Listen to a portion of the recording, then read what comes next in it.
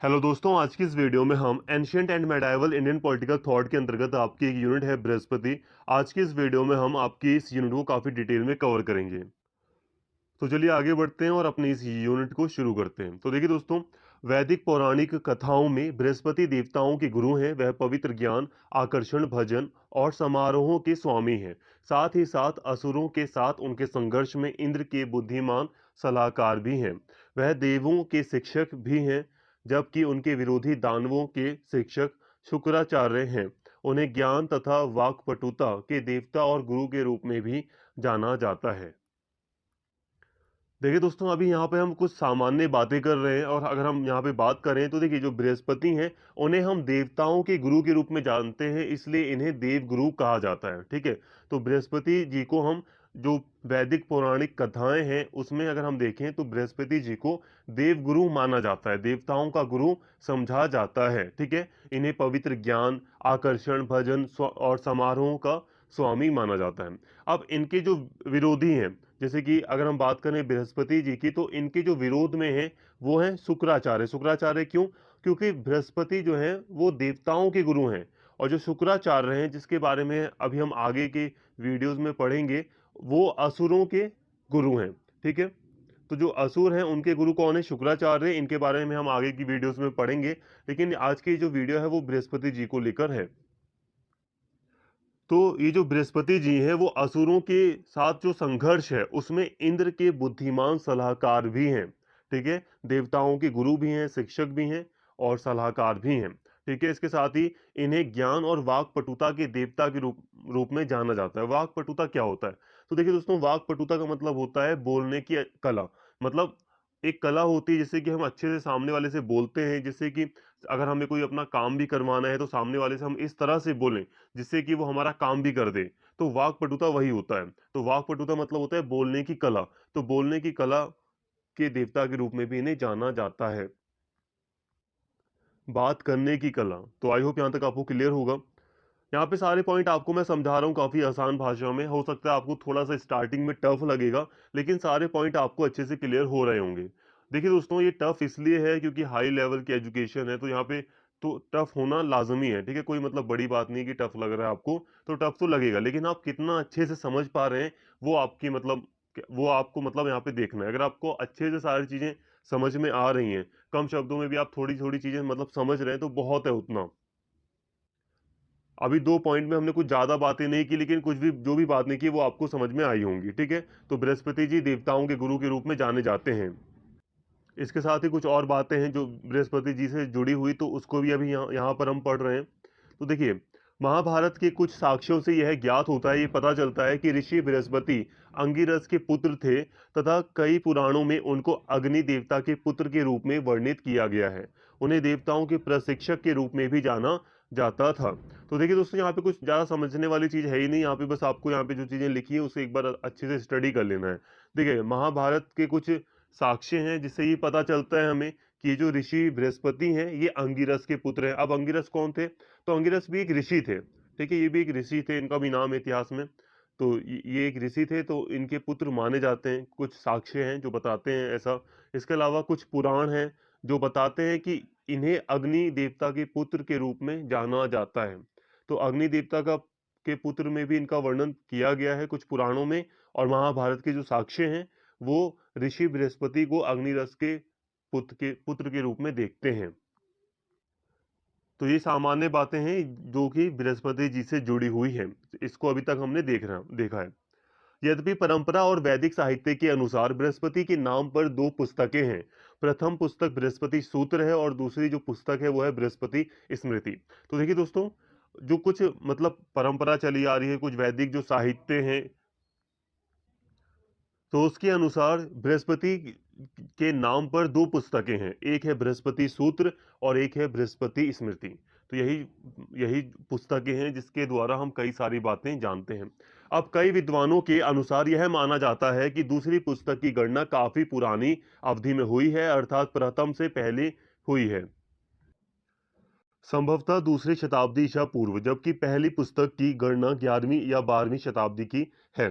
निसंदेह बृहस्पति राजनीति के एक प्रसिद्ध प्रशिक्षक थे, क्योंकि व्यास और कौटिल्य सहित भारतीय राजनीति के लगभग सभी प्राचीन लेखकों ने उन्हें राज्य कला यानी कि शासन कला की एक महान विशेषज्ञ के रूप में संदर्भित किया है। सिंपल सी बात है, इन दोनों पॉइंट्स में आपको मैं क्या बता रहा हूँ, तो दोनों पॉइंट्स में बस यही बातें बताई जा रही हैं कि अगर हम बहुत जो पुरानी जो परंपरा चली आ रही है, जो वैदिक साहित्य वगैरह है, जो पुराने स्रोत हैं जिसके बारे में हमें जानकारी जिससे हमें कई सारी जानकारियां मिलती हैं, तो उस हिसाब से अगर हम देखें तो बृहस्पति जी के नाम पर दो पुस्तकें हमें दिखाई देती है। ठीक है, एक है बृहस्पति सूत्र और दूसरी पुस्तक का नाम है बृहस्पति स्मृति। अब ये दो पुस्तकें हैं ना, तो दोनों की अगर हम बात करें तो इतिहासकारों का मानना है कि जो दूसरी वाली पुस्तक है वो ज्यादा पुरानी है।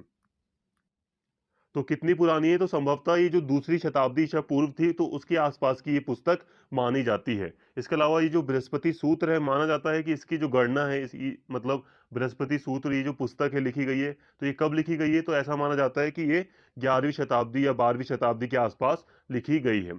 तो दो पुस्तकें हैं बृहस्पति के नाम पर, एक है बृहस्पति स्मृति जो कि काफी ज्यादा पुरानी है या पुरानी मानी जाती है, लगभग दूसरी शताब्दी ईसा पूर्व, और एक दूसरी पुस्तक है बृहस्पति सूत्र। ठीक है, इसे माना जाता है कि 11वीं या 12वीं शताब्दी के आसपास इसे लिखा गया था। ठीक है, यहाँ तक आपको क्लियर होगा। इसके अलावा व्यास, व्यास कौन है, तो महाभारत के जो लेखक हैं वो व्यास हैं। ठीक है, महाभारत के लेखक व्यास हैं, और कौटिल्य जिन्हें हम अर्थशास्त्र की जो लेखक हैं कौटिल्य, तो ये भारतीय राजनीति से संबंधित ये प्रमुख प्राचीन लेखक हैं। कौन है ये प्राचीन लेखक हैं, तो इन्होंने समय समय पर बृहस्पति जी को मतलब इस राज्य कला के विशेषज्ञ के रूप में देखा है। तो इससे हमें ज्ञात होता है कि बृहस्पति जी राज्य कला के एक विशेषज्ञ के रूप में जाने जाते हैं। मतलब ये कि बृहस्पति जी के जो विचार हैं उसमें उन्होंने जो शासन करने से संबंधित जो भी चीजें हैं उनका वर्णन किया है। तो दोस्तों यहाँ पर हमने अभी कुछ सामान्य बातें की बृहस्पति जी से जुड़ी हुई, और ये सारी की सारी बातें इंपॉर्टेंट थी। तो आई होप यहाँ तक आपको काफी बातें क्लियर होंगी।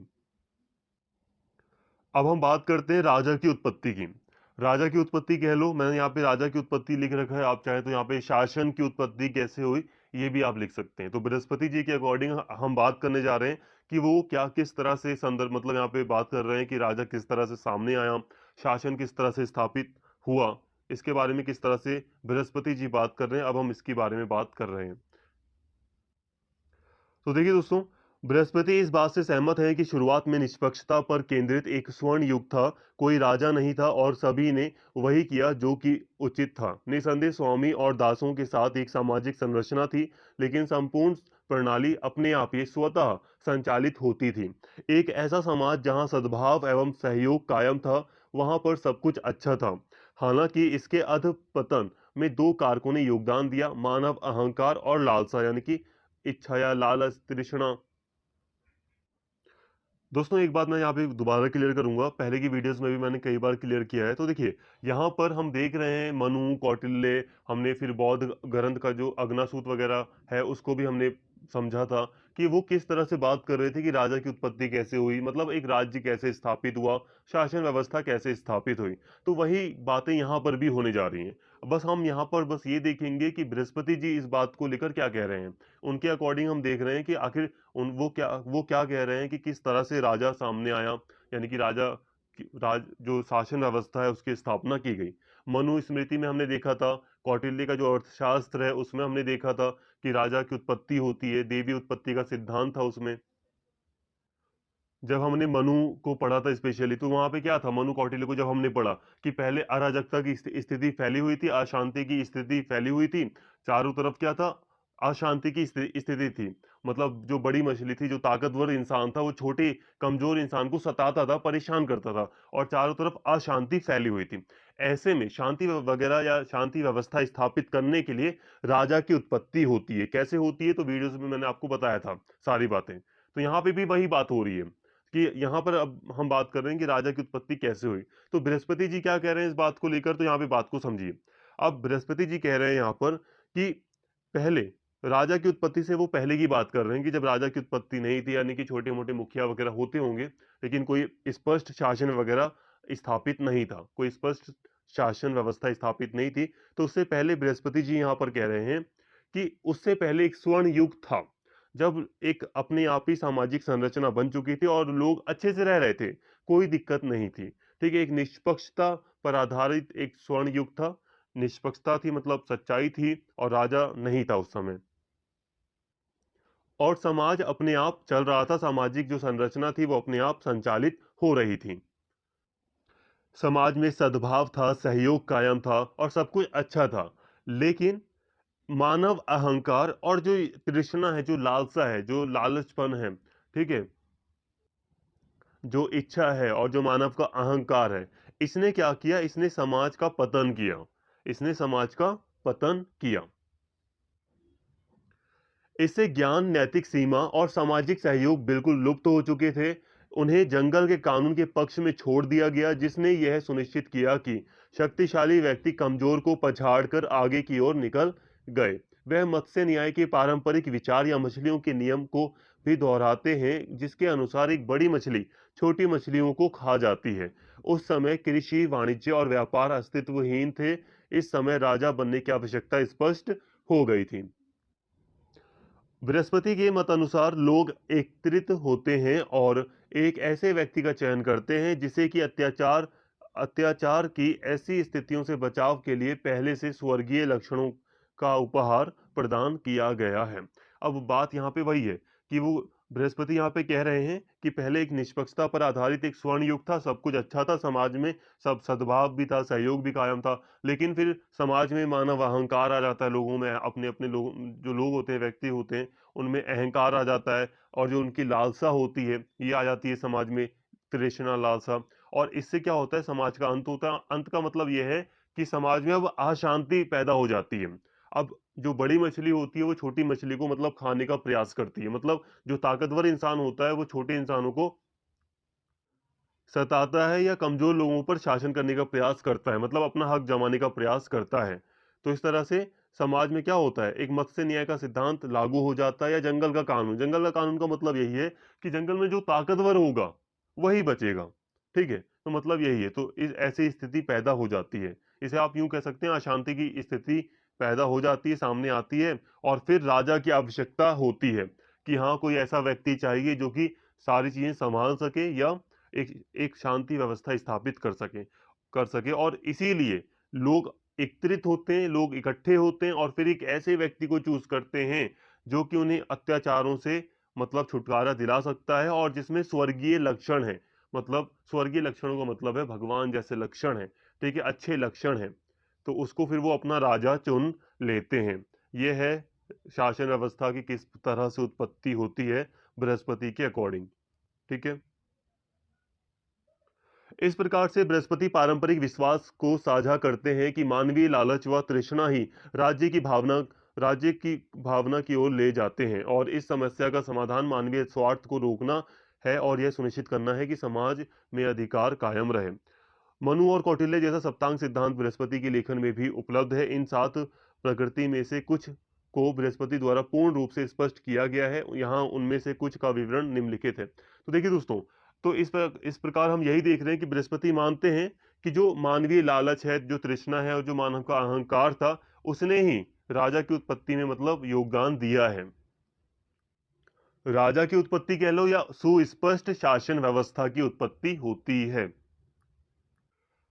तो आई होप दोस्तों यहाँ तक आपको काफी बातें समझ में आएंगी। फिर एक बार कंक्लूड कर लेते हैं कि हमने यहाँ तक अभी क्या पढ़ा है। तो एक हमने सामान्य परिचय देखा कि बृहस्पति के बारे में हम क्या क्या बातें जानते हैं।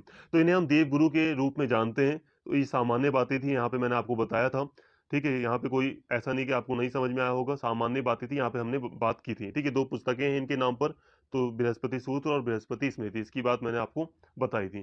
कौटिल्य और जो व्यास जैसे लेखक हैं वो इन बृहस्पति को राज्य कला के विशेषज्ञ के रूप में, यानी कि जो शासन कला है उसके विशेषज्ञ के रूप में यहाँ पे मतलब संदर्भित करते हैं।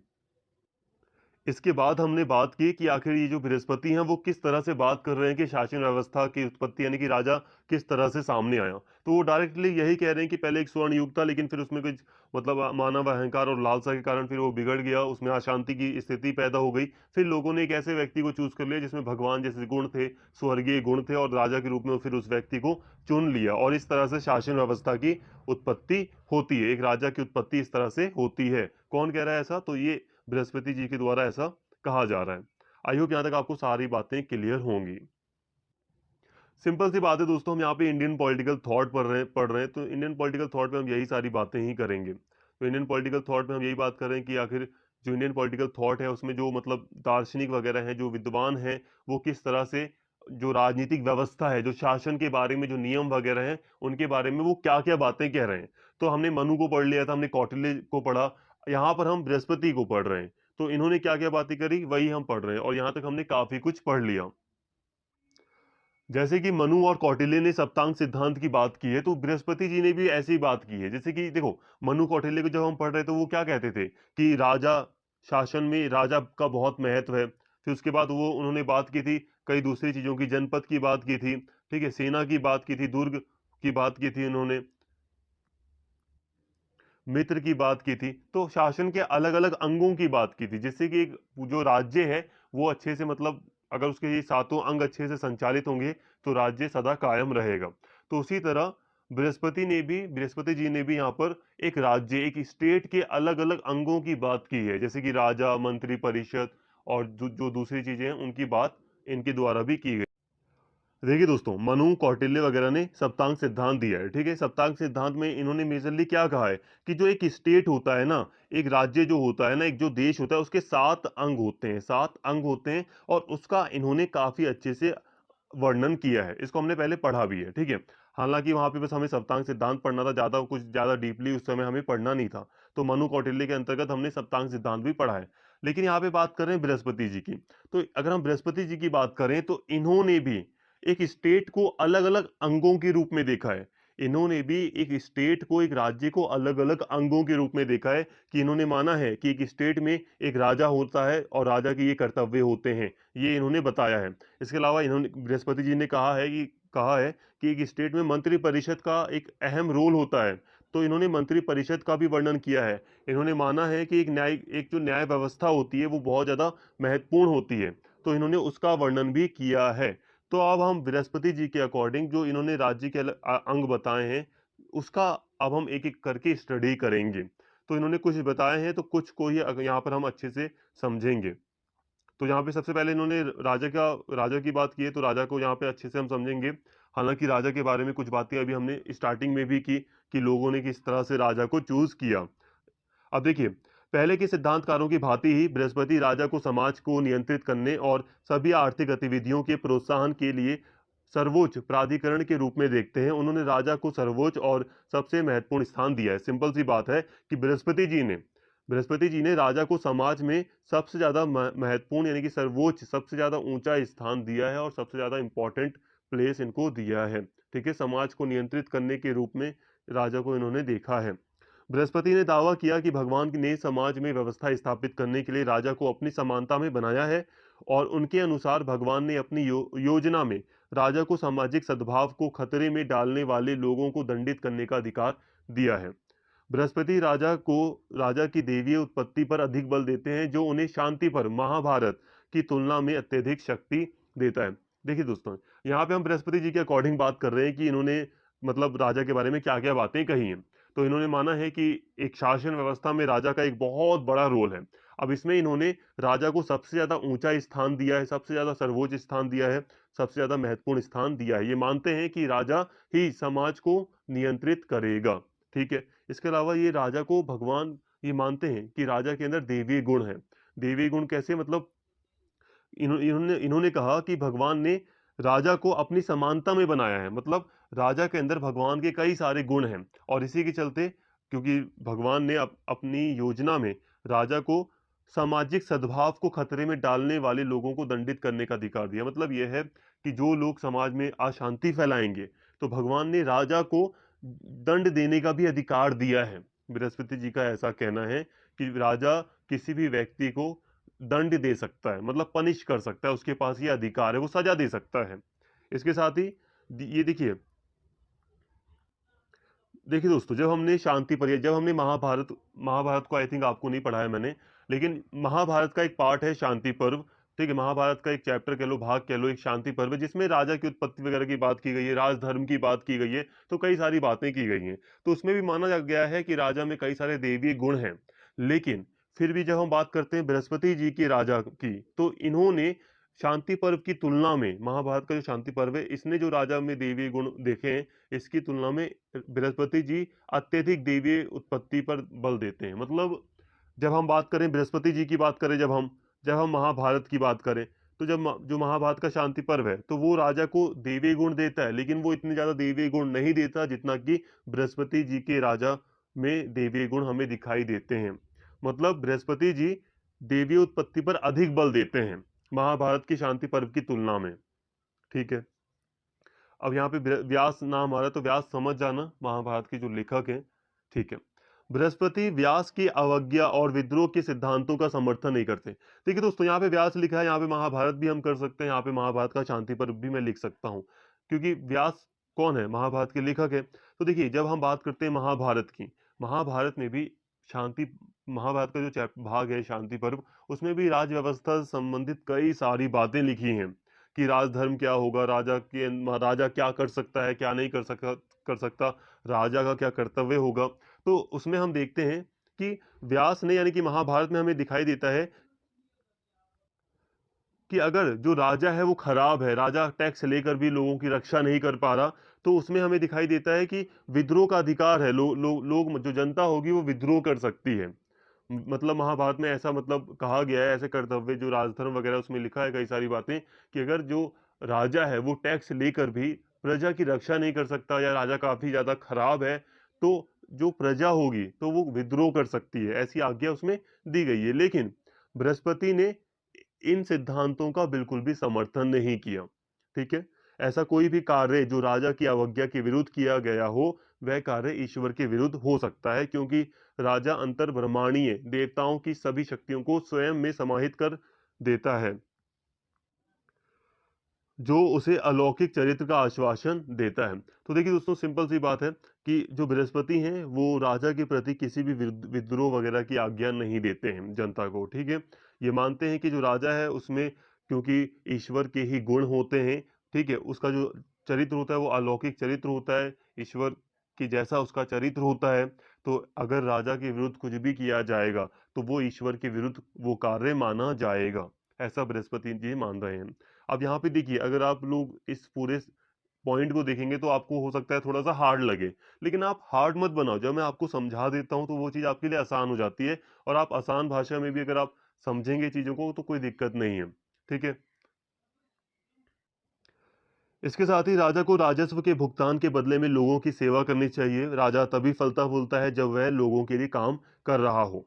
एक सदाचारी राजा को धर्मार्थ कार्य करना चाहिए, लोगों के धन की रक्षा करनी चाहिए और उनके धन की वृद्धि में सहायता करनी चाहिए। न्याय, प्रेम व दान का शासन स्थापित करना चाहिए। मतलब यह है कि राजा के कई सारे कर्तव्य भी बताए हैं बृहस्पति जी ने। तो उन्होंने कहा है कि लोगों से कुछ जो टैक्स है वो ले लेना चाहिए, लेकर उनकी सेवा करनी चाहिए राजा को। ठीक है, और राजा तभी फलता फूलता जब वो लोगों के लिए काम कर रहा होता है। ठीक है, और इन्होंने ये भी माना है कि राजा को, अच्छे राजा को धर्मार्थ कार्य करना चाहिए। धर्मार्थ कार्य मतलब होता है धर्म के अनुसार कार्य। बट यहाँ पर धर्म का मतलब क्या है दोस्तों, ध्यान रखना, धर्म का मतलब है कर्तव्य। जैसे कि एक राजा का कर्तव्य है कि वो प्रजा की रक्षा करे, प्रजा की सेवा करे, तो अपने कर्तव्य को फॉलो करे। तो कर्तव्य के अनुसार, दायित्वों के अनुसार उसे अपना कार्य करना चाहिए, लोगों की धन की रक्षा वगैरह करनी चाहिए। तो ये सारी बातें कही हैं। बृहस्पति का यह भी मानना है कि राजा की भूमिका केवल बल का उपयोग करके शासन करने की बजाय जनता की आवश्यकताओं को पूरा करने के लिए होनी चाहिए। उन्होंने यह तर्क दिया कि राजा की 3 जिम्मेदारियां हैं। पहली है भारी खतरों के विरुद्ध रक्षा करना। तो यहाँ पे देखिए, बृहस्पति ने 3 जिम्मेदारियां भी बताई हैं राजा की, कि राजा की पहली जिम्मेदारी कि वो जो बाहरी खतरे हैं उससे रक्षा करे लोगों की, चोर और जो डकैत हैं उनसे रक्षा करे लोगों की, और अधिक शक्तिशाली के विरुद्ध रक्षा करे। कोई अधिक शक्तिशाली व्यक्ति है जो कमजोर को परेशान कर रहा है, तो उसके विरुद्ध रक्षा करे लोगों की। तो ये जिम्मेदारियां भी दी हैं राजा को। वे कहते हैं कि वर्ण व्यवस्था को बनाए रखा जाना चाहिए ताकि हर कोई अपने पद के दायित्वों का पालन कर सके। राजा हर कारण से फसल का छठा हिस्सा, मतलब जो भी फसल होती है, जो भी एक तरह से इनकम समझ लो, उस समय तो फसल ही इनकम थी मेनली। तो जो भी इनकम होती है, फसल होती है, उसका जो छठा हिस्सा होगा वो राजा को दिया जाएगा वो। ठीक है, एक टैक्स के रूप में। प्रत्येक अच्छे नियम को बृहस्पति का भी समर्थन प्राप्त है।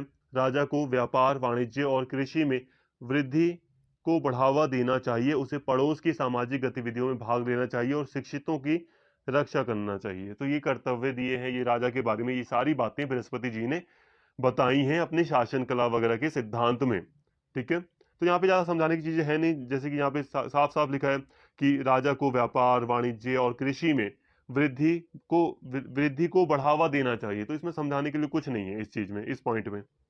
ठीक है, शिक्षितों की रक्षा करनी चाहिए। तो ये कर्तव्य वगैरह, दायित्व वगैरह बताए हैं राजा के। अभी हमने बात की राजा की, अब हम बात करते हैं मंत्री परिषद की। अब देखिए, हालांकि राजा सब कुछ स्वयं नहीं संभाल सकता, इसलिए उसे सक्षम मंत्री परिषद और सहयोगियों की आवश्यकता होती है, जो राजा को अपने माता पिता के समान मान सके और उसके निर्देशों को पूरा करने के लिए अपनी संपूर्ण शक्ति से अपने दायित्व को पूरा करे। बृहस्पति उनकी उत्कृष्टता और गुण पर विचार करते हुए योग्यता के आधार पर सर्वश्रेष्ठ मंत्री परिषद और अधिकारियों के चयन की लिए परीक्षा देने की अवधारणा प्रस्तुत करते हैं।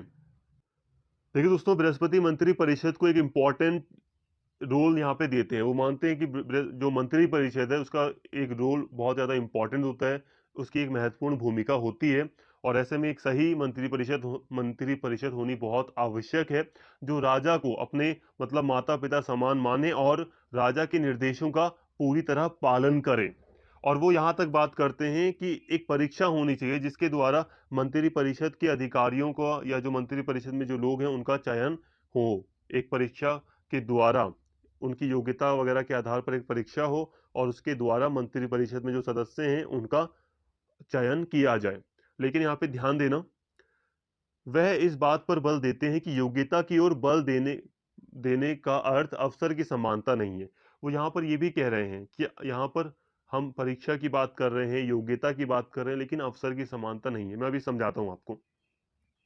बृहस्पति सूत्र की राजनीतिक संरचना वह है जिसमें वर्ण प्रमुख है, जिसमें ब्राह्मण सर्वोच्च और सबसे प्रतिष्ठित स्थान रखते हैं।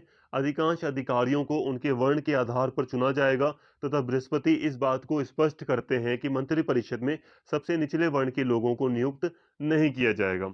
निसंदेह योग्यता के संदर्भ है, लेकिन सभी वर्ण को छोड़कर इस धारणा के दायरे में केवल उच्चतम वर्ण आते हैं। हालांकि उच्च वर्ण में प्रतिभा का चयन तार्किक सिद्धांतों के अनुप्रयोग के आधार पर किया जाता है एवं चयन योग्यता के आधार पर होता है। अब यहाँ पे बात को समझिए।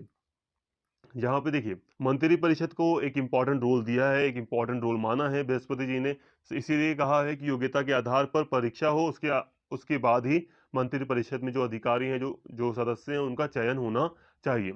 लेकिन ये जो परीक्षा होगी उसका मतलब अवसर की समानता नहीं। अवसर की समानता का मतलब होता है कि सभी को समान अवसर मिलेगा परीक्षा देने का। लेकिन यहाँ पे परीक्षा देने का मतलब, परीक्षा या योग्यता का मतलब समानता नहीं है। कहने का मतलब है कि निचले वर्णों को इससे दूर रखा गया, जो निम्न वर्ण होंगे, नीचे के जो वर्ण थे उसको इनसे दूर रखा गया था। जो ऊंचे जो वर्ण थे, जो सबसे ऊंचे वर्ण थे, उनके लोगों में योग्यता देखी जाएगी और उस योग्यता के आधार पर चयन किया जाएगा। ये व्यवस्था है मंत्री परिषद में चयन की। ठीक है, मतलब यह है कि जो नीचे के वर्ण हैं उन्हें उन उन लोग मतलब उनके लोगों को नियुक्त नहीं किया जाएगा। हाँ, लेकिन जो ऊंचे वर्ण के लोग हैं, जो उच्च वर्ण के जो लोग हैं, उसमें योग्यता देखी जाएगी। जैसे कि मान लो ऊंचे वर्ण के कुछ लोग हैं, 4 लोग हैं, और एक एक ही इंसान को अभी हमें मंत्री परिषद में ऐड करना है। तो ऐसे में क्या होगा कि जो व्यक्ति ज्यादा अच्छा होगा उसको मतलब वरीयता दी जाएगी। तो यहाँ पे योग्यता देख रहे हैं, लेकिन ऊंचे वर्ण में योग्यता देख रहे हैं बस। राजनीति जो पूरी तरह से परिवार के सदस्यों और करीबी साथियों का पक्ष लेती है, बृहस्पति उससे घृणा करते हैं। मतलब यही है कि यहाँ पे निष्पक्षता की बात कर रहे हैं। जो बृहस्पति है वो यहाँ पे निष्पक्षता की बात कर रहे हैं कि जो परिवार से संबंधित कोई राजनीति ना हो, कि कोई मतलब डिसीजन लिया जा रहा है तो एक परिवार ही हावी रहे, तो ऐसा इसका पक्ष नहीं ले रहे, इससे घृणा करते हैं बृहस्पति। तो आई होप दोस्तों आज तक आपको बात समझ में आई होगी। हमने यहाँ पे मंत्री परिषद को भी पढ़ लिया, राजा को भी पढ़ लिया, मंत्री परिषद को समझ लिया, राष्ट्र को समझते हैं तो इसकी बात भी की गई है बृहस्पति जी के द्वारा। तो बृहस्पति राष्ट्र को राज्य का तीसरा घटक मानते हैं, जिसमें पहला स्थान राजा को और दूसरा स्थान इन्होंने मंत्री परिषद को दिया था। कौटिल्य ने राष्ट्र की इस अवधारणा का वर्णन करने के लिए जनपद शब्द का प्रयोग को अपनाया है, जो बृहस्पति के व्यापक आर्थिक विचारों की व्याख्या करता है। बृहस्पति की सोच और राष्ट्र की धारणा आर्थिक व्यवस्था का एक प्रच्छन्न दर्शन देती है। राष्ट्र एक एकीकृत आर्थिक प्रणाली से अधिक कुछ नहीं है, क्योंकि राष्ट्र को ठोस आर्थिक नीति के अभाव में साकार नहीं किया जा सकता। बृहस्पति राज्य की पूर्णता में विश्वास करते हैं और वह उस भूमि की अखंडता पर बल देते हैं जिससे राष्ट्र का निर्माण होता है। इसे राज्य शक्ति और संप्रभुता वाले समकालीन राज्यों द्वारा एक प्रमुख घटक के रूप में मान्यता दी गई है। दोस्तों, यहाँ पे हम राष्ट्र का मतलब यहाँ पे जनपद के रूप में अच्छे से समझ सकते हैं। देखिए दोस्तों, जनपद का यहाँ पे मतलब ये है वो भूमि, वो जमीन जहाँ पर राजा का शासन है। हालांकि जनपद का अगर हम अलग से अर्थ देखें तो जनपद का मतलब होता है एक बड़ा एरिया जहाँ पर मतलब एक एक बड़ी जनता मतलब निवास करती है। तो यहाँ पे राष्ट्र का मतलब यही है कि एक बड़ा एरिया, एक बड़ी भूमि जिस पर मतलब एक सुव्यवस्थित आर्थिक प्रणाली वगैरह स्थापित है। मतलब आर्थिक जो गतिविधियां हैं वो भी सही से स्थापित है, एक बड़ा क्षेत्र है, एक भूमि है। तो उसे राष्ट्र का मतलब यहाँ पे राष्ट्र के रूप में उसे यहाँ पर रखा गया है। तो बृहस्पति ने राज्य की जो अलग अलग अंगों की बात की है उसमें राष्ट्र एक तीसरा अंग है। ठीक है, एक जनपद के रूप में हम इसे समझ सकते हैं। जनपद एक बड़ी विशाल जमीन जहाँ पे एक मतलब जनता, एक जनसंख्या रह रही है और आर्थिक प्रणाली वगैरह स्थापित है। ठीक है, इसके साथ ही कोष या खजाना राज्य कला का, एक शासन का कह लो या राज्य का एक और महत्वपूर्ण घटक है। धन यहाँ पे धन होगा। धन के बिना राज्य के रूप में कुछ भी मौजूद नहीं हो सकता। धन राज्य के स्थिरीकरण, बांधों के निर्माण, व्यापार को बढ़ावा देने और राज्य के प्रति वफादारी की गठन में सहायता करता है। महाभारत की भांति राजा बनने के सिद्धांतों में से एक धन की रक्षा करना और उन्हें बढ़ाना और उचित उद्देश्यों के लिए उनका उपयोग करना है। बेशक बहुत कुछ राजकोष के प्रभारी लोगों के व्यक्तित्व पर निर्भर करेगा। तो देखिए दोस्तों, कोष अथवा धन, खजाने पर भी यहाँ पर जोर दिया गया है। तो राज्य का एक ये भी एक महत्वपूर्ण अंग है। तो जो खजाना है, जो धन है, उसकी रक्षा हो। ठीक है, क्योंकि धन के बिना कुछ नहीं हो सकता। धन के बिना हम जाहिर तौर पर हम समझ सकते हैं, जिस देश में धन नहीं है तो उस देश की हालत आप समझ सकते हो। तो धन के बिना कुछ नहीं हो सकता। धन रहेगा तो व्यवस्थाएं रहेगी। अगर धन होगा किसी राज्य में, किसी स्टेट में, तो तभी वो अपना जो इंफ्रास्ट्रक्चर है वो खड़ा कर पाएगा। तो यहाँ पे एक सिद्धांत ये भी है कि धन की रक्षा की जाए राजा के द्वारा और उसे बढ़ाने पर ध्यान दिया जाए और उसका सही दिशा में यूज किया जाए। यदि धन सुरक्षित नहीं है तो राज्य में शत्रुओं का शासन हो सकता है। बृहस्पति ने वित्त विभाग की स्थापना के बारे में पूर्ण रूप से जानकारी दी। आय धाराओं को सूखने से रोकने और राज्य की संपत्ति को बढ़ावा देने के लिए उन्होंने स्नातक करों की एक प्रणाली का भी प्रस्ताव रखा। दोस्तों, यहाँ पर जो स्नातक कर लिखा है, ग्रेजुएटेड टैक्स है, इसका मतलब है कि जो व्यक्ति जितना कमाता है उससे उतना ज्यादा परसेंट ऑफ टैक्स लिया जाए। तो इस व्यवस्था का भी प्रस्ताव बृहस्पति के द्वारा रखा गया। अन्य विचारकों की भांति बृहस्पति स्वीकार करते हैं कि धन सभी गतिविधियों का मूल है। वह दावा करते हैं कि धन सभी व्यवहारिक कृत्यों को नियंत्रित करता है और इस प्रकार वह लोगों को बहुत प्रयास करने और लगातार बढ़ती संपत्ति इकट्ठा करने की सलाह देते हैं। सार्वजनिक खजाने को मजबूत करने के लिए बृहस्पति कर संग्रह और धन संचय के लिए एक उचित ढांचे के महत्व को रेखांकित करते हैं। बृहस्पति के अनुसार एक व्यक्ति द्वारा प्राप्त लाभ को उसके परिवार और करीबी दोस्तों के मध्य विभाजित किया जाना चाहिए। तो देखिए दोस्तों, इस तरह कुल मिलाकर अगर हम कहें तो कोष और खजाना, एक कोष या खजाना कह लो, एक महत्वपूर्ण चीज है राज्य के लिए। राज्य के लिए कोष बहुत ज्यादा इंपॉर्टेंस रखता है। तो इस पर महत्व दिया है बृहस्पति ने। इसके साथ ही वो मानते हैं, बृहस्पति जी इस बात को मानते हैं कि जो धन है वो सभी गतिविधियों का एक मूल है। मतलब धन को इन्होंने काफी ज्यादा इंपॉर्टेंस दी है और लोगों को सलाह दी है कि वो लगातार प्रयास करते रहें और जो बढ़ती संपत्ति है उसको इकट्ठा करें। कर संचय किस तरह से, मतलब टैक्स संग्रह किया जाए, धन संचय इकट्ठा किस तरह से किया जाए, तो इस पर भी राज्य को मतलब इस पर भी मतलब राज्य को ध्यान देने के लिए कहा गया है, क्योंकि इसके महत्व को रेखांकित किया है बृहस्पति जी ने। बृहस्पति जी के अनुसार ये मतलब इनका यह है कि एक व्यक्ति द्वारा जो लाभ प्राप्त किया जाता है तो उसका परिवार परिवार में उसका विभाजन हो, ऐसा भी इनका मानना है। ये सारी चीजें दर्शाती हैं कि समाज में कि वह समाज के भीतर धन को अधिक निष्पक्ष रूप से वितरित करने के पक्ष में थे, ताकि प्रत्येक व्यक्ति जीवित रहने के लिए आवश्यक चीजों को खरीद सके। तो आई होप दोस्तों यहाँ तक आपको सारी बातें समझ में आई होंगी, सामान्य बातें थी यहाँ तक। अब हम बात करते हैं यहाँ पर वार्ता की। अब वार्ता क्या है तो इसको देख लेते हैं एक बार। अनविक्षिकी, वेत्री, वर्त और दंड नीति चार अद्वितीय विचारधाराएं हैं जिनका बृहस्पति समर्थन करते हैं। बृहस्पति स्मृति ने उचित समय अवधि पर विचार करने और नक्षत्र, दिन व तिथि के महत्वपूर्ण विश्लेषण को पूरा करने के लिए एक विषय पर शोध करने के महत्व को रेखांकित किया है। शिक्षा के अन्य रूपों की तुलना में ज्योतिष, गणित, सामुद्रिक और नक्षत्र विद्या को बहुत प्रमुखता मिली है। तो वार्ता का यहाँ पे मतलब दोस्तों है कि विचारधाराओं, जो विचारधाराएं हैं, विचारधाराओं को भी इन्होंने काफी ज्यादा इंपॉर्टेंस दिया है। किसने? बृहस्पति जी ने। तो बृहस्पति ने आन्वीक्षिकी, वेत्री, वर्त, दंड नीति, ये कुछ विचारधाराएं हैं, इसको काफी ज्यादा इंपॉर्टेंस दिया है वार्ता के अंतर्गत। और इन्होंने ज्योतिष, गणित, सामुद्रिक और नक्षत्र विद्या को काफी ज्यादा प्रमुखता दी है। तो ये वार्ता के अंतर्गत ये बातें की गई हैं इनके द्वारा। आई होप यहाँ तक आपको क्लियर होगा। इसके साथ ही दोस्तों न्याय और न्यायिक प्रणाली काफी ज्यादा इंपॉर्टेंट है। ये न्याय और न्यायिक प्रणाली, तो एक राज्य एक शासन के अंतर्गत न्याय और न्याय प्रणाली भी काफी ज्यादा इंपॉर्टेंस रखती है। इसका भी उल्लेख बृहस्पति जी के द्वारा काफी डिटेल में किया गया है और इसको अभी हम डिटेल में अच्छे से समझेंगे।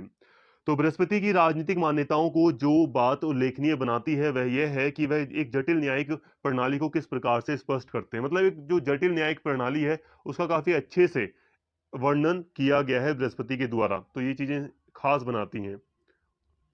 वह तर्क देते हैं कि न्याय कानूनों और शास्त्रों के अनुसार किया जाना चाहिए और कोई भी जो कानून की अवज्ञा करता है, यहाँ तक कि राजा का भाई या बहन भी सजा से बच नहीं सकता। इसमें अपराध का पता लगाने, साक्ष्य यानी कि सबूत इकट्ठा करने, गवाहों की जांच आदि के लिए नियम सभी को बहुत गहराई से सम्मिलित किया गया है। प्रत्येक पक्ष द्वारा दिए गए तर्कों की सावधानी पूर्वक जांच करने और तथ्यों का जो फैक्ट वगैरह है उनके साथ उनका समर्थन करने के बाद निर्णय लिया जाना चाहिए। तो देखिए दोस्तों, एक लाइन और पढ़ लेता हूं, उसके बाद एक्सप्लेन करूंगा। वह एक पद अनुक्रम के साथ एक जटिल न्यायिक प्रणाली प्रस्तुत करते हैं और वे कहते हैं कि निर्णय सर्वसम्मति, व्युत्पन्न समता पर आधारित होना चाहिए। न्यायाधीशों को नैतिक होना चाहिए। उन्हें सदैव सम्मानित परिवारों से संबंधित होना चाहिए, लेकिन वे कभी भी निम्न वर्ण से नहीं हो सकते। इसके अतिरिक्त उन्हें पर्याप्त परिलब्धियां मिलनी चाहिए। तो यहाँ पे देखिए दोस्तों, अब हम बात करते हैं। तो देखिए, जब हम बात करते हैं न्यायिक प्रणाली की, तो बृहस्पति जी ने जो न्यायिक प्रणाली बताई है वो कैसी है। तो यहाँ पे देखो, वो पद अनुक्रम में है। पद अनुक्रम में मतलब पहले छोटी अदालत होगी, ठीक है, फिर उससे बड़ी अदालत होगी, फिर उससे भी बड़ी अदालत होगी और फिर अंत में एक सबसे बड़ी अदालत होगी। तो इस तरह से पद अनुक्रम में इन्होंने न्यायिक प्रणाली को स्थापित किया है। और इसमें क्या कहा है इन्होंने? तो इन्होंने एक चीज कही है कि जो जो न्याय अदालत में, जो न्यायालय में न्यायाधीश होंगे उन्हें नैतिक होना चाहिए, उन्हें अच्छे परिवारों से, सम्मानित परिवारों से होना चाहिए और वो निम्न वर्ण से नहीं हो सकते। जो निचले वर्ण है उससे वो संबंधित नहीं हो सकते। ये बात इन्होंने न्यायाधीशों के बारे में की है। इसके साथ ही इन्होंने न्याय को काफी ज्यादा इंपॉर्टेंस दी है। इन्होंने कहा है कि जो न्याय किया जाएगा वो कानूनों के आधार पर होगा, शास्त्रों के आधार पर न्याय किया जाएगा और न्याय से कोई नहीं बच सकता। मतलब अगर कोई भी व्यक्ति कानून वगैरह का उल्लंघन करता है तो उसे मतलब सजा दी जाएगी, ठीक है, और न्याय होगा तो उसे जो भी सजा मतलब दी जाएगी, जो भी सजा है तो वो दी जाएगी, भले ही वो राजा का भाई हो, राजा का बहन हो, राजा के परिवार से संबंधित ही क्यों ना हो। तो न्याय कानूनों और शास्त्रों के अनुसार होगा और कानून से यहाँ पे मतलब कानून को काफी ज्यादा इंपॉर्टेंस दी है, ठीक है, कि कानून की अवज्ञा अगर की जाएगी तो फिर चाहे वो राजा का भाई हो या बहन हो उसको भी सजा दी जाएगी। इसके साथ ही इन्होंने काफी ज्यादा निष्पक्ष नियम भी यहाँ पे सामने रखे हैं कि अपराध का पूरा पता लगाने का प्रयास किया जाएगा, सबूत वगैरह जुटाए जाएंगे, फिर उसी के आधार पर सब जो सबूत वगैरह मिलेंगे उन सभी चीजों के आधार पर एक डिसीजन लिया जाएगा। तो ये सारी व्यवस्था इन्होंने कही है। आई होप ये सारी बातें आपको अच्छे से समझ में आ गई होंगी, ठीक है। तो यहाँ पे बात करते हैं यहाँ पे अब कि बृहस्पति न्यायिक प्रणाली के निम्नलिखित पहलुओं पर विचार करते हैं। सबूतों की समीक्षा, पूछताछ का अवसर, नए सबूतों को प्रस्तुत करना, गवाहों की जिरह मतलब पूछताछ करना और शपथ दिलवाना।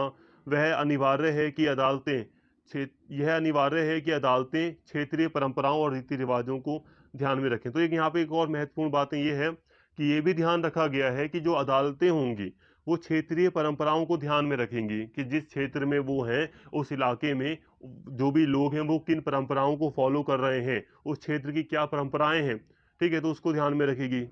इसके अलावा जो रीति रिवाज वगैरह है उसको भी थोड़ा ध्यान में रखेगी। न्याय सच्चाई को खोजने की कोशिश करता है, कानून तोड़ने वालों को दंडित करता है और उन कारकों को दूर करता है जो सच्चाई के लिए खड़े होने वालों की पीड़ा में योगदान करते हैं। मतलब जो न्याय है उसको काफी ज्यादा इंपॉर्टेंस दी गई है, सच्चाई निष्पक्ष न्याय की यहाँ पर बात की गई है। कानून के चार मुख्य स्रोत: अधिकार यानी कि धर्म, व्यवहार, चरित्र और राजा। इसके साथ ही यहाँ पे दोस्तों कानून के स्रोत बताया गया है। स्रोत का मतलब क्या होता है, जैसे कि आज मान लो किसी कानून को लेकर कोई विवाद हो, आज किसी कानून को लेकर मान लो कोई विवाद है, तो जो भारत का जो सुप्रीम कोर्ट है, भारत का जो सुप्रीम कोर्ट है वो उसकी व्याख्या करता है, तो वो भी एक स्रोत है। संसद नया कानून बना देती है कि किसी चीज को अगर लेकर कोई कानून सही सा नहीं है तो संसद एक कानून बना देती है, तो ये क्या है, ये कानून के स्रोत हैं। राष्ट्रपति आपातकाल के दौरान, भारत का आज के टाइम पर जो मतलब राष्ट्रपति अगर चाहे तो वो अध्यादेश अध्यादेश जारी कर सकता है। वो तो उसको वो जो अध्यादेश जारी करेगा वो भी अपने आप में एक कानून होते हैं, कुछ समय के लिए होते हैं, निश्चित समय के लिए, लेकिन होते हैं। तो उसी तरह यहाँ पे बात की जा रही है कि कानूनों के भी स्रोत बताए गए हैं बृहस्पति के द्वारा। क्या बताया गया है, तो धर्म। तो कानून का एक स्रोत है धर्म। धर्म मतलब यहाँ पर है कर्तव्य, दायित्व है। देखिए, राजा के कई सारे दायित्व थे। जब हम इंडियन भारतीय राजनीतिक सिद्धांतों को जब हम पढ़ते हैं, जो भारतीय राजनीतिक जो विचार है, जब हम इसको पढ़ते हैं तो हम देखते हैं कि राजा को कई सारे दायित्वों से बांधा गया था। एक राजा के कई सारे दायित्व थे जिसको धर्म के रूप में कहा गया है कि राजा का धर्म है कि वो प्रजा की रक्षा करे। एक राजा का धर्म है कि वो प्रजा के धन की रक्षा करे, चोरी ना होने दे, जो बुरे लोग हैं उनको दंडित करे। तो ये कर्तव्य है, ये दायित्व है। तो ये जो दायित्व है अपने आप में, ये भी एक कानून है कि अगर कोई भी व्यक्ति अपने दायित्वों से अलग मतलब काम कर रहा है तो वो कानून का उल्लंघन कर रहा है। इसके साथ ही व्यवहार। व्यवहार मतलब जो चीजें व्यवहार में हो रही हैं, जो परंपरा चली आ रही है बरसों से, तो वो भी अपने आप में एक कानून है। तो व्यवहार भी कानून का एक मुख्य स्रोत है। चरित्र, चरित्र मतलब जो कैरेक्टर वगैरह है, ठीक है, जो मतलब चरित्र है, जिस किस तरीके से लोगों को मतलब चरित्र होना चाहिए। और राजा जो है, राजा का जो आदेश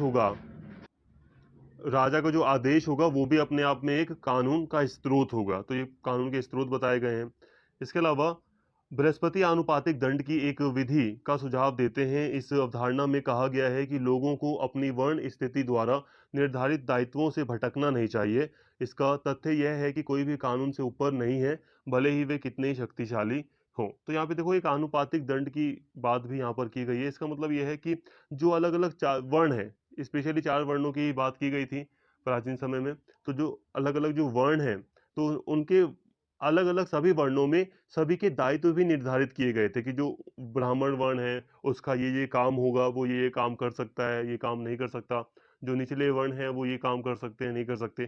तो ये जो दायित्व दिए गए थे सभी वर्णों को, तो उनके दायित्वों के अनुसार भी मतलब उन्हें अपने कार्य करने थे। अगर कोई अपने कार्य से भटकता है तो उसे भी कानून के दायरे में रहकर फिर जो पनिशमेंट है वो दी जा सकती थी। तो मतलब ये है कि कानून से ऊपर कोई नहीं है, भले ही कोई कितना ही शक्तिशाली क्यों ना हो। तो सभी को अपने दायित्वों को निभाना है। ये न्याय प्रणाली का एक हिस्सा है बृहस्पति की। इसके अलावा बृहस्पति प्रतिशोध के चार अलग अलग रूप मानते हैं। प्रतिशोध मतलब यहाँ पर आप कह सकते हैं कि सजा देने के चार अलग अलग रूप मानते हैं, जैसे कि व्यक्तियों को उनके दायित्वों की याद दिलाने के लिए चेतावनी, फिर अपमान या दंड या मृत्युदंड देना। जैसे कि पहले चेतावनी दे दी जाए या अपमान किया जाए उनका, दंड दिया जाए कोई या मृत्युदंड दिया जाए, तो इस तरह से प्रतिशोध दिया जा सकता है, या जो भी है प्रतिशोध किया जा सकता है। राजा के दरबार को अंतिम दो का अधिकार प्राप्त हो, मतलब जो दंड है, जो मृत्युदंड है, इसका अधिकार किसको था, सिर्फ राजा के दरबार को, मतलब राजा ऐसा दंड दे सकता था। जबकि जो दूसरा है यानी कि चेतावनी और अपमान, ये अन्य न्यायालयों को पहले के दो पर अधिकार प्राप्त था। मतलब अपमान और जो ये चेतावनी है, इसको जो दूसरे न्यायालय हैं राजा के अलावा, राजा को छोड़ दें अगर हम, तो जो छोटी अदालतें हैं वो अपमान या चेतावनी जैसी चीजें कर सकती थी प्रतिशोध के रूप में। मान लो कोई व्यक्ति है तो उसे चेतावनी दे सकती थी कोई, मतलब कोई व्यक्ति है जिसको मतलब सजा देनी है, तो सजा के रूप में चेतावनी दी जा सकती है या अपमान उसका किया जा सकता था। इसके अलावा यह ध्यान देने योग्य है कि चौथी श्रेणी में मृत्युदंड के अतिरिक्त शारीरिक कष्ट और यातना भी शामिल है। मतलब मृत्युदंड के साथ ही यातना भी दी जा सकती थी, किसी तरह की शारीरिक यातना दी जा सकती थी। तो ये अलग अलग प्रतिशोध के रूप का वर्णन बृहस्पति के द्वारा किया गया है। अब देखिए, यहाँ तक हमने बात की न्यायिक प्रणाली की, इसी में हम बात कर रहे हैं, न्यायिक प्रणाली में ही हम बात कर रहे हैं कि जो न्यायालय का पदानुक्रम था उसकी बात अभी हम कर रहे हैं। न्यायालयों का पदानुक्रम ये क्या है, तो इसको एक बार देख लो आप। बृहस्पति स्मृति में कहा गया है कि प्राचीन भारत में न्यायालयों का एक पदानुक्रम मौजूद था, जिसमें पारिवारिक न्यायालय सबसे नीचे की श्रेणी में और राजा सबसे ऊपर थे। पारिवारिक मध्यस्थता सबसे कम प्रभावी थी। न्यायाधीश का न्यायालय अगली उच्च अदालत थी। इसके बाद मुख्य न्यायाधीश, जिसे प्रादिविका प्रादिविवाका और अध्यक्षा के नाम से भी जाना जाता है, और अंत में राजा का न्यायालय। तो देखिए दोस्तों, न्यायालयों का एक पदानुक्रम था। कैसे थे अदालत, तो पहले एक सबसे छोटी अदालत होती होती थी, जिसे हम पारिवारिक न्यायालय कहते थे। ठीक है, या कह सकते हैं। बृहस्पति जी के अकॉर्डिंग हम बात कर रहे हैं यहाँ पे, जो बृहस्पति स्मृति है इसमें लिखा है कि न्यायालयों का अलग अलग पदानुक्रम था, और सबसे निचले लेवल पर एक पारिवारिक न्यायालय था या न्यायालय होता है। इसके बाद न्यायाधीश का न्यायालय आता था, और इसके बाद न्यायाधीश के न्यायालय के बाद जो है वो है मुख्य न्यायाधीश का न्यायालय, और चौथा पे जो लास्ट में जो अदालत होगी वो होगी राजा का न्यायालय। तो राजा का जो न्यायालय था, जो दरबार था, वो अंतिम अदालत थी। जैसे आज का सुप्रीम कोर्ट है, तो बृहस्पति जी की स्मृति में जो न्यायिक व्यवस्था रखी गई है, उसमें राजा के न्यायालय को वही दर्जा दिया गया था जो आज का भारत का सुप्रीम कोर्ट है, वो दर्जा। और आज हम देखते हैं कि पहले भारत में डिस्ट्रिक्ट कोर्ट से निचली अदालतें होती हैं, बहुत नीचे की अदालत होती हैं, फिर डिस्ट्रिक्ट कोर्ट आते हैं, फिर हाई कोर्ट आते हैं, फिर हम देखते हैं सुप्रीम कोर्ट आते हैं। तो कुछ ऐसी व्यवस्था हमें देखने को मिलती है। ठीक है। राजा के पास सबसे महत्वपूर्ण जो संघर्ष पर अधिकार था, जबकि सबसे निचली अदालत को छोटे विवादों पर नियंत्रण प्राप्त था। तो ये जो निचली अदालतें थी वो छोटे मोटे जो विवाद थे उनका निपटारा करती थी। अब ये जो पारिवारिक न्यायालय हो गया, ये बहुत छोटे मोटे जो झगड़े होते थे परिवार से संबंधित वगैरह, उनका निपटारा कर देते थे। अब इससे थोड़ा बड़ा मतलब मुकदमा हुआ या कोई संघर्ष है, तो फिर न्यायाधीश के न्यायालय वगैरह में चले गए, मुख्य न्यायाधीश के न्यायालय में चले गए। कोई बहुत ज्यादा बड़ा इशू है, कोई संघर्ष है, तो फिर राजा की अदालत में जाया जाता था। तो ये सारी चीजें न्यायिक व्यवस्था में, न्यायिक प्रणाली में बृहस्पति ने सत्यनिष्ठा, न्यायपालिका का गुण इसमें शामिल किया है। सत्यनिष्ठा को रखा है, इसका मतलब ये है कि जो भी चीजें होंगी वो सत्य पर आधारित होंगी न्यायालय में, और निष्पक्षता रखी जाएगी। निष्पक्षता का मतलब है कि किसी के साथ भेदभाव नहीं होगा। कहने का मतलब दोस्तों ये है, जैसे कि अलग अलग वर्णों की व्यवस्था समाज में रही है, प्राचीन हम भारत में समाज में देखते हैं यही व्यवस्था रही है। इसको बृहस्पति जी ने भी सपोर्ट किया है। और वो क्या कह रहे हैं यहाँ पर कि जो अलग अलग वर्ण है तो उनका दायित्व निर्धारित है, और अगर वो अपने अपने दायित्वों का उल्लंघन करते हैं, कानूनों का उल्लंघन करते हैं, तो उन्हें फिर सजा दी जाएगी। मतलब यहाँ पर यह है कि निष्पक्षता यहाँ पर हमें कुछ इस तरह की दिखाई देती है कि अगर मान लो कोई ब्राह्मण वर्ग का कोई व्यक्ति है, सब ऊंचे वर्ण का कोई व्यक्ति है, तो अगर वो किसी अपने अपने दायित्व से अपने दायित्वों का उल्लंघन करता है, वो अपने दायित्व से भटक जाता है, या कोई दूसरे कुछ कानून का उल्लंघन कर रहा है वो, तो फिर उसको सजा दी जाएगी। यहाँ पे ये चीज है कि उसको सजा दी जाएगी, उसको छोड़ा नहीं जाएगा। और इसी तरह जो निचले निचले वर्ण के जो लोग होंगे, तो अगर वो भी अपने दायित्व से भटकते हैं या कानून का उल्लंघन करते हैं, तो उन्हें सजा दी जाएगी। निष्पक्षता यहाँ पर इस तरह की रखी जाएगी। तो इस चीज का यहाँ पर इस चीज को शामिल किया गया है।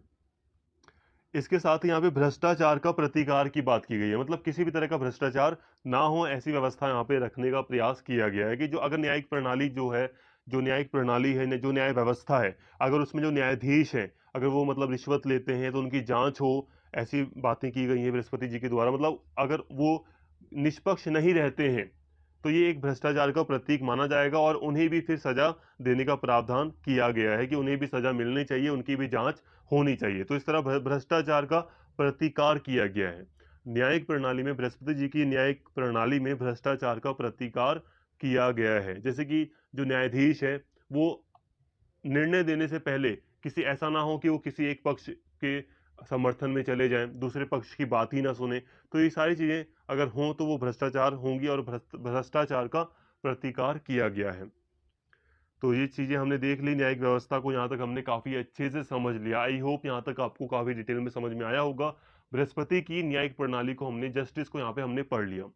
अब हम बात करते हैं यहाँ पर दोस्तों अंतरराज्यीय संबंध की। ये क्या है? तो देखिए, एक स्टेट के साथ कैसे रिलेशन होने चाहिए दूसरे स्टेट के, तो यहाँ पे इसकी बात की गई है।